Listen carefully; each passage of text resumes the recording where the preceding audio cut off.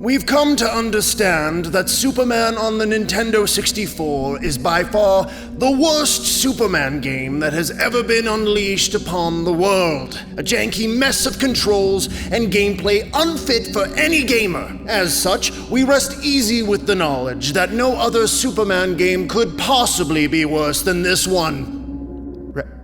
Right? Superman, the Man of Steel is an action-adventure title released exclusively to the Xbox in 2002. The game was developed by Circus Freak Studios, who released only one game before going bankrupt in 2003.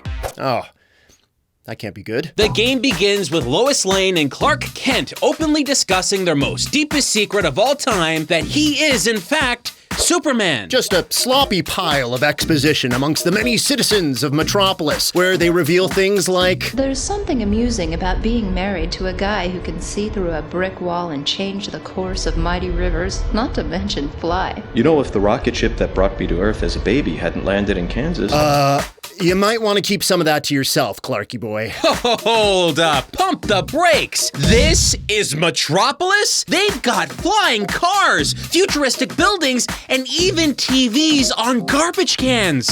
How lush. Oh yeah, this is 100% for real what would be considered modern-day Metropolis.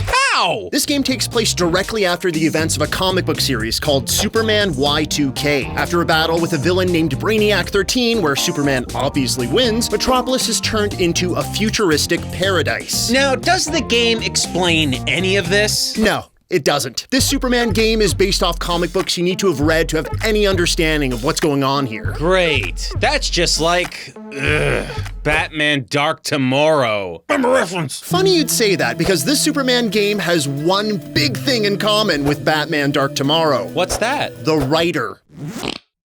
Oh, well, in that case...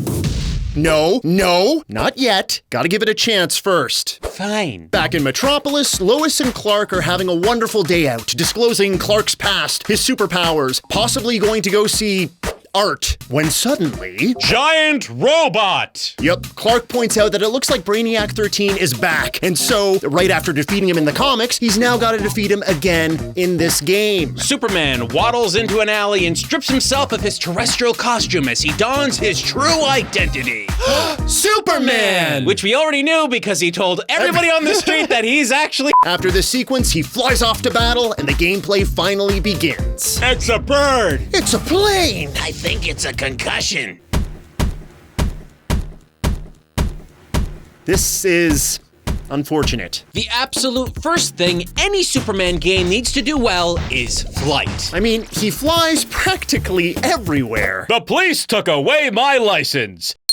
So how does it feel controlling an ultra-powerful being who's granted an ability many have only ever dreamed of having? It's like you're controlling an ice cube on a hot day that was rubbed with duck fat. Looks like a building is approaching rapidly. Luckily, I'm a master of flight and can easily maneuver around this. The left thumbstick controls turning left and right, but moving that same thumbstick up and down pushes Superman forwards and backwards. And the right stick controls your vertical and horizontal position, but sometimes doesn't do that depending on what movement is taking place. You need to master both to properly turn Superman while at the same time using the right trigger to fly forward faster. Sound confusing? It is! It is very confusing! Don't even think you can change the controls because that won't help you. Every single option available doesn't change the flight or direction controls at all. Oh, and we know. We tried all of them. This is not working. It doesn't matter how long you play or what you do. It never gets better, and you always feel like you're learning to fly for the entire game. Lois, I need my Viagra. Well, if we're having trouble flying, why don't we run? Look, Lois, I'm running! Like people! How is he running insanely fast and irritatingly slow at the same time? Well, if you think movement in this game is garbage, the controls actually take a nosedive when you lock on enemies. Oh boy, combat in this game is just... ugh. If you were moving in one direction before you locked on, the controls actively change on the spot, disorienting the player. If that weren't enough of a problem, Superman gets ultra slow and takes forever to move forward to get close enough for any of his melee attacks to land. You better hope you're not being attacked from some other baddie, because if you're locked on to one of them, it's impossible to switch to the other. Now, you see all this, and you're probably thinking to yourself, Why do I need to punch things? I'm Superman. I've got a bunch of superhero powers at my disposal, like this. I blow hard.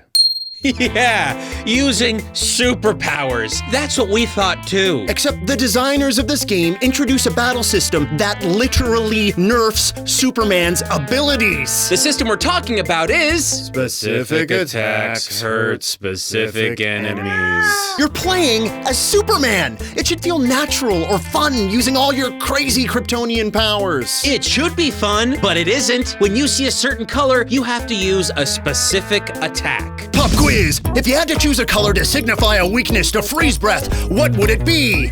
No, you moron, it's green! Well, Superman also uses heat vision to defeat his enemies. Now, what color do you think of when you think of red hot flames? No, you dunce, it's purple! Finally, some enemies are defeated using melee attacks. What color would indicate a melee attack? If you said yellow, you'd be correct. And wrong! Sometimes the enemies that are killed with melee attacks have a red target on them. Who came up with this system? I did. The heat vision has fried my retinas.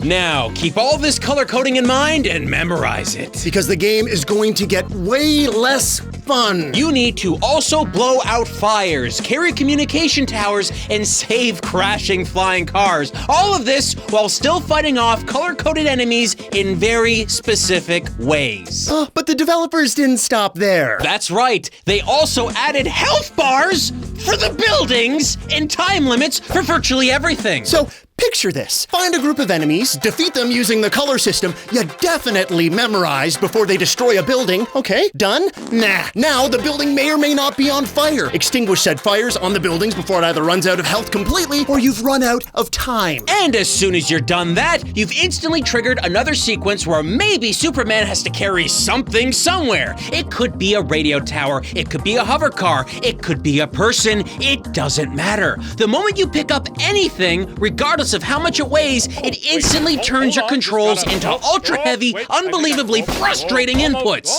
It's like you're driving a tractor trailer brimming with overfed hippos. Oh, the icing on the cake? Superman can't use any of his attacks while carrying something. So while you're carrying that civilian to safety, you better hope no enemy picks a fight with you. And spoiler, they will. But why would Superman being attacked matter? Because he's got a health bar. Superman, the Man of Steel, the invincible hero, hurt by lasers and sticks and stuff. The creators of this game could have easily made this make sense with a throwaway line like, Hey, Superman!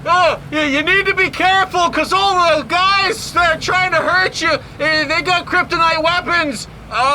So, watch out! but they didn't even bother writing that into the plot. Speaking of plot, remember the cutscene we showed right at the start? What if we told you this was them trying, using pre-rendered graphics and advanced animations? Well, here we're into our second cutscene, and Jimmy, my boy, what have they done to you? The model and animation work takes a bad turn. Superman can't seem to sit still. He's jerking around. His eyes are just kind of darting all over the place. He looks like a rabid Chuck E. Cheese animatronic some drunk dad sucker punched. And Jimmy's mouth animations? Woof. Clearly this guy just went through some dental surgery. Novocaine hasn't worn off yet! Hey, Jimmy! But Jimmy does have a reason to be in this game, to serve more exposition. Important exposition though, as he is about to explain what's going on right now and the prior events that led to this game. But as he's getting into it, this happens. When Brainiac upgraded Metropolis and nearly... I remember, Jim. What? Why did you do that, you idiot? Superman spent like 2 minutes at the start of the game talking about his origin story, something everyone's heard like 1,000,000 times. And then, when we're finally about to hear why a giant robot is materializing in the center of the city, Superman decides, I remember, Jim. It's not worth our time. Oh look, it's Lex Luthor. This scene's even worse than the last. Let's go over a little list of everything that's wrong here. When Superman lands, he doesn't actually touch the ground. Crazy stiff and awkward animations. Lex's hands are deformed. Superman has a chest butt. Excuse me. And look, even simple things like sound effects play before any action happens, like right here. The cutscenes that should come off as fun end up being overly confusing, like anything that happens to have Bizarro in it. The famous inverted version of Superman that's basically backwards in every way has cringy dialogue and a cheese-infused performance that misses the whole point of what this character is about. Bizarro clones am pretty. Me have new cape and nameplate. Bizarro ugly. You can't tell if he's trying to help or stop Superman because the creators clearly didn't know how the character should act or how he should be written. He says some things backwards and some things not backwards. It's confusing and completely inconsistent. Oh, other villains pop up too, like Metallo, a hulking metal behemoth who somehow sneaks up on Lois Lane. Lois Lane? Hey, as if this day wasn't lucky enough already. Her reaction? Put me down right now. This is incredibly dumb. Metallo's stage consists of the lumbering antagonist marching in a straight line through the streets while Superman does more of the exact same busy work he's done so many times in this game. When the level ends, you face Metallo on a rooftop, and we got a treat for you. This is the first and only time kryptonite is officially used as a weapon in this game. But Metallo's special kryptonite attack will catch you so off guard the first time that you'll have virtually no time to try and fight back. Supes will die in the blink of an eye, and you'll have to play the whole level over again. This is when we discovered yet another thing to hate about Superman, the Man of Steel. There are no checkpoints in this entire game. Levels that you spend chunks of time clunkily worming your way through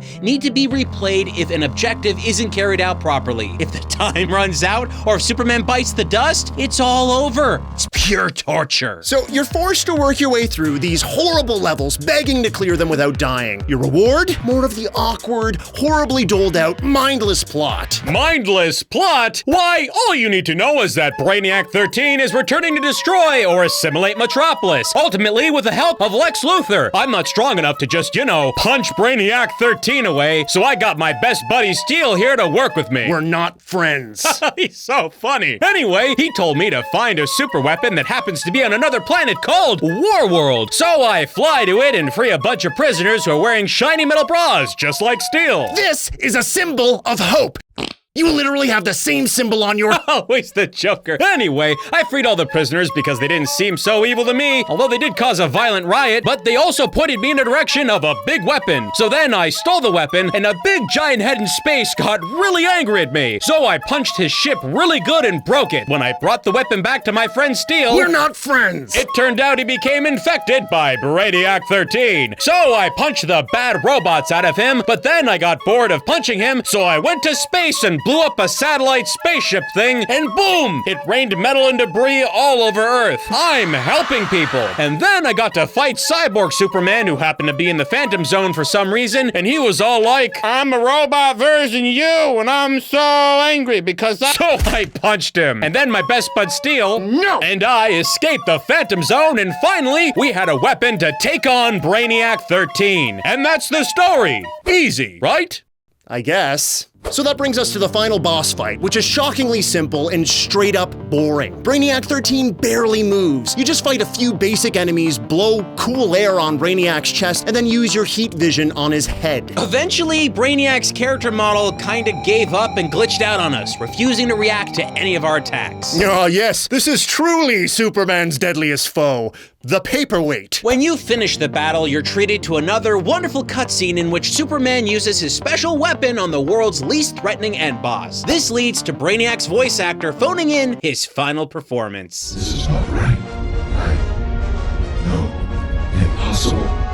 Superman cannot have— Oh, encore! Oh, bravo! Truly, a performance of the ages! And that's it. the game ends. And what a game it was. Superman, the Man of Steel, takes a powerful character that should be endlessly fun to play as and makes him feel and control like a confused and tuckered newborn. Every single level, whether you're on Earth or in space or in a completely different dimension, it all incorporates the exact same dumb, fiddly gameplay. But that brings us to the question, is this worse than Superman 64? Well, at least with Superman 64, they were on a generation of consoles that just started to kind of figure out how 3D games worked. But here, they seem to be even more lost and confused with how games like this should play. If Superman 64 was a product of its time, what was this game's excuse? Plaster it with speeding bullets, crush it with a powerful locomotive, hurl it off a tall building. Superman, the Man of Steel. It's just bad.